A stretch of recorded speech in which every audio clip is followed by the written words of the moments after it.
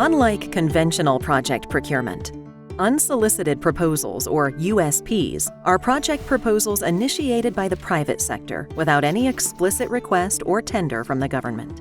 A USP framework is needed to ensure that USPs don't bypass government procurement and anti-corruption measures. For example, Progress Construction Company in Rivertopia sees an opportunity to build a highway between Rivertopia and Mountania.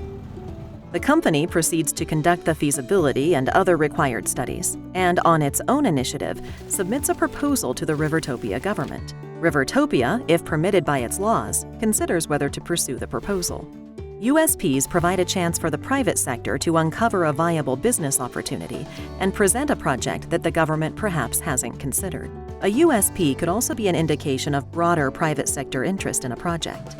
However, there have been limited successful USP projects globally. Governments considering USPs often face public skepticism or skepticism from other private sector interests. Specifically, USPs can raise concerns about self-dealing or corruption. Public perception and lack of transparency can be fatal to USP's success. Many governments believe that USPs can be a fast track to delivering on procurement or infrastructure needs.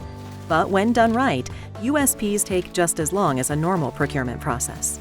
In establishing a USP framework, governments should consider the following. 1. Government priorities. Does the project address a clear need in line with strategic priorities? Is it redundant? Does it meet the same objectives of a project already planned? 2. Value for money and affordability. What are the net economic benefits? Is the cost reasonable and can the government afford it? Is there a reasonable return on investment? 3. Agency bandwidth and evaluation process. Does the government have the technical and personnel capacity to evaluate proposals? Should the government set up parameters for when and what to accept? 4. Competition. Will there be competition with multiple bidders or direct negotiation with one sole proponent? If there is a competition, will the government award preference points or other incentives to the project proponent? A clearly defined USP framework is important for any government developing PPPs. Whether the policy is to prohibit USPs, to accept them only under certain circumstances, or some other mechanism to encourage innovation and market interest, it's critical that governments establish a mechanism to prevent faulty proposals from inundating their procurement agencies.